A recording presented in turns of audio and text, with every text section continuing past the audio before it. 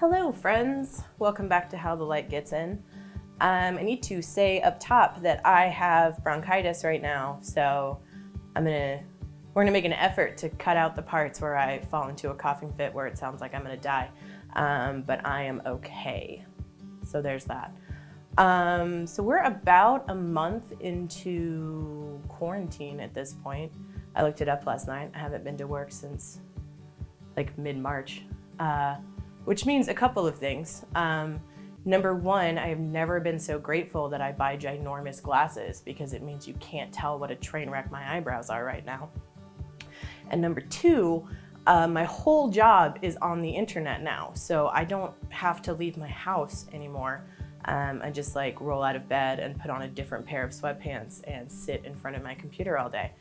But because my whole job is online, and some of my clients have had kind of a difficult time figuring that out. Plus, like, no one ever knows what day it is anymore, so that makes it hard to remember when you have an appointment. I have like so much free time. And while I could be using that time to like develop myself personally or, read one of the hundreds of books I own that I haven't read yet, or I don't know, anything productive at all, I instead just go down weird rabbit holes on the internet and wind up in sometimes cool and sometimes disturbing places. This week, we're gonna talk about one of the cool places I wound up, because I stumbled upon this article and it reminded me of an issue that I have had and that I think a lot of my clients have had forever. So yeah, let's start with story time. So last summer I was in somewhere in Colorado, very unclear, somewhere between Ouray and Telluride, I think, unknown.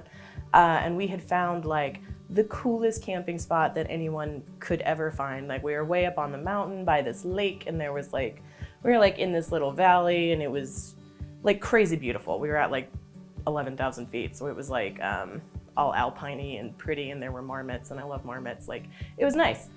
So we'd found this perfect little campsite, and we were like all settled in for the evening and like getting ready to make dinner. And then some other dudes showed up in a truck and like set up camp like 50 feet away from us, which was kind of uncool. And because of who I am as a person, I was just like, oh, well, this is gonna suck. And then I went back to like making dinner. But because of who my friend Jake is as a person, he walked over to them and said, hey man, would you mind moving over there? And they did it. And that kind of blew my mind, because that is not a question I would ever ask another person if it was just for my like convenience and like personal preference. So this article I found talks about the difference between ask culture and guess culture. So the idea comes from like a 2007 like Ask Metafilter post. I don't even know what Ask Metafilter is. I think it was like the Quora of 13 years ago. And someone posted and was talking about how some of us are raised in guess culture, which is where like you don't ever ask anyone anything directly because you don't want to put them in the position to say no. So it's a very complex skill set around like laying down feelers and dropping hints and trying to gauge whether or not you can get the yes before you even ask. And other people are raised in ask culture, where you know that if you ask a question, there's like a 50-50 chance that you'll get a no, and you're just fine with that, which obviously I was raised a guesser because these things are not comfortable for me. I have in some ways, I think, become more of an asker as I've gotten older, particularly because I spent like 4 years in therapy dealing with the fact that I couldn't ask people for the things that I need. But a lot of me is still very rooted in the idea of guess culture, where I have a very difficult time just being like, hey, could you do this? Similarly, I have a very hard time saying no, because I feel like people wouldn't ask me to do something if they didn't think that I would say yes, and then how inconsiderate and selfish of me to say no. This is obviously crazy anxiety-driven logic, but it's also how my brain works. So one of the things that I thought was really interesting about this, on top of, the whole thing's interesting, but in my personal life, so my older brother is married to a woman who I like very much, and she is Russian. And I've always been like kind of in awe of the way that she handles her business, because if she wants something, she just asks. Like, to me, many of the questions that come out of her mouth are insane. And she just puts them out there like it's not a big deal. And it turns out that that has a lot to do with Russian culture in general, because they are very much askers. And because I grew up in the Midwest where everyone's constantly trying to be polite and anticipatory of others, I have no idea how to function in that level.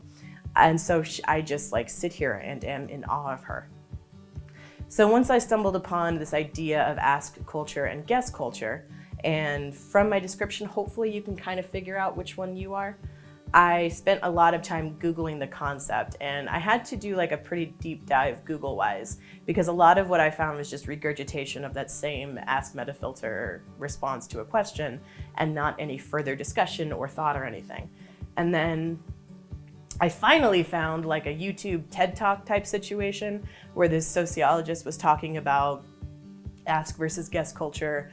And then I was able to find some articles written by like actual people with ideas about stuff. And I kept seeing like all these academics, when they talk about this ask versus guess culture thing, they have a tendency to be like, both are fine. Like they're both very valid ways of being. And I'm just not sure I agree with that. Because I could spend the next hour laying out all the ways that me being a guesser has kind of ruined my life at various points throughout the last like 30 years. And so while I believe that the development of guess culture is valid, because I think it's an adaptive response. I think we grow up in families where this is not acceptable, and we know that.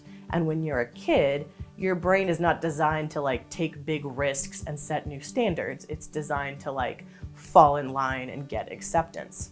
So I understand where guess culture comes from, and I can see it as an adaptive response, and I can see the safety in that adaptive response. But as adults, I'm just not sure how much validity guess culture has, because it doesn't help us. It just leaves us stuck in this like passive aggressive, really careful, tiptoey situation. And I mean, as the saying goes, like you can't get what you don't ask for. So I think we all kind of have to learn how to adapt more of a guess culture mentality.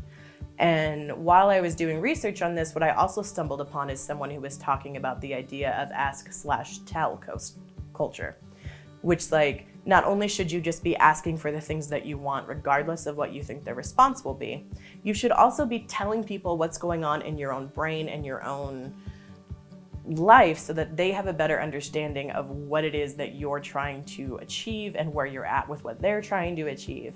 And I like that idea a lot, because I think a lack of transparency is what creates a lot of problems for us, particularly in relationships.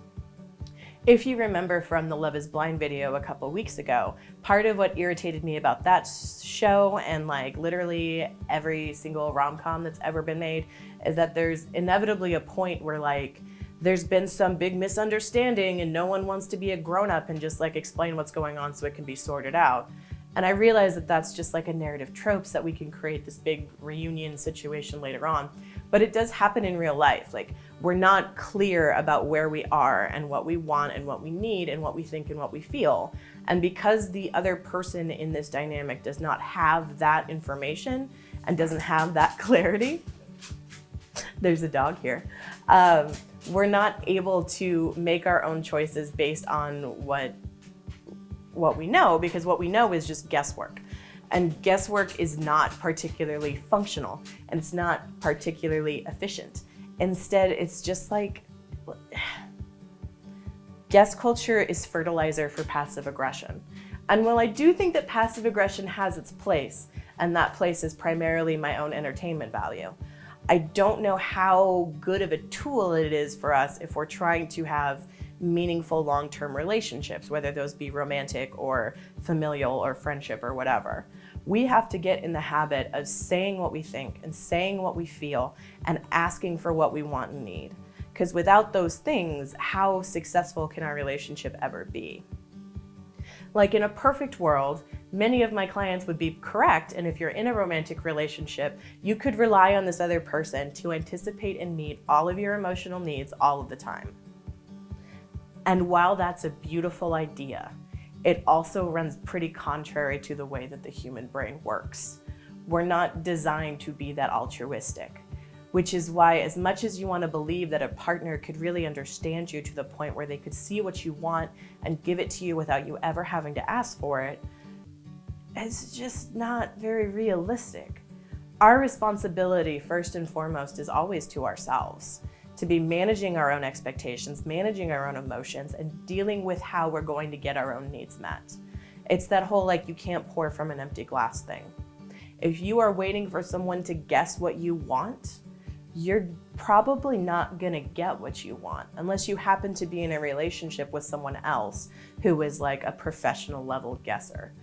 And I don't know that that's a particularly healthy relational dynamic either, because no matter how good you get at anticipating someone else's needs, you're never gonna be as good at knowing what they are as they are. So, while I believe that guess culture has validity in how it develops, I don't believe that it has validity in practice as adults. I think we all need to get into the habit of being better at asking and telling, because the guesswork that we're trying to do and the guesswork that we're trying to make the people we care about do sets us up for failure and for hurt and for heartbreak. So, go back in time and look at my tolerating discomfort video again to teach you how to deal with the anxiety around having to do the asking. Because if you're not an asker, it's going to be really, really uncomfortable at first. And by at first, I mean probably for a period of several years because you're running completely contrary to the way that you've trained your brain to deal with things. But bear in mind the efficiency and the accuracy that come with ask culture and focus on trying to integrate that more into your life. Because I really believe that adopting those principles means better and more sustainable happiness, both in relationships and in yourself. Because the alternative's bad, guys. Being a guesser mostly means being really unhappy all the time while you wait for other people to figure out why. And that's not only unfair to yourself because it leaves you stuck in that unhappy place, but it's kind of unfair to the people around you because they don't know how to make you happy if you don't ask them or tell them. Earlier this week, I saw a quarantine-related tweet that was something along the lines of like, now's a good time to reevaluate who's in your life, like pay attention to who's checking up on you right now. There's a dog here. And someone responded to it and was like, or we're all under a lot of stress right now and we shouldn't turn this into a narcissistic excuse to like focus on who cares about us the most. And I agree with the second person. Because while I do feel that it is valuable and useful for you to be checking up on the people that you care about, I don't know that right now, when the global stress level is at like a 27 out of 10, is a good time to start gauging the level of like love and support you can anticipate from people moving forward. What you should do is if you want people to check in with you, you could just like tell them that you're having a difficult time and you'd like to talk about it. Or, you know, whatever. Like, let's just all try and be a little bit better at being more explicit about what we want and what we need, and a little more comfortable with being told no. And the more times you get told no, and the more times that you ask for things that you're uncomfortable asking for, the more desensitized you're gonna get to that anxiety. You just have to push through it and tolerate that discomfort. And I believe that you can do that. I believe that we all can do that. It's a thing that I will be working on right alongside with you, because sometimes I get a little guessy, and boy, is that unfortunate for my boyfriend. All right, guys, that is it for today. I hope that you enjoyed this video. I'm going to leave a link below to one of the articles I read about ask and guess culture so that you can kind of dig into it a little bit more yourself if you want. Follow me on Twitter at HTLGIvids, or you can email me at howthelightgetsinvids@gmail.com. And just for shits and gigs, follow me on Instagram. It's emma.cott. I post lots of pictures of my dog, and she's very cute and a different dog from the one that you're hearing here. All right, I'll see you guys next time.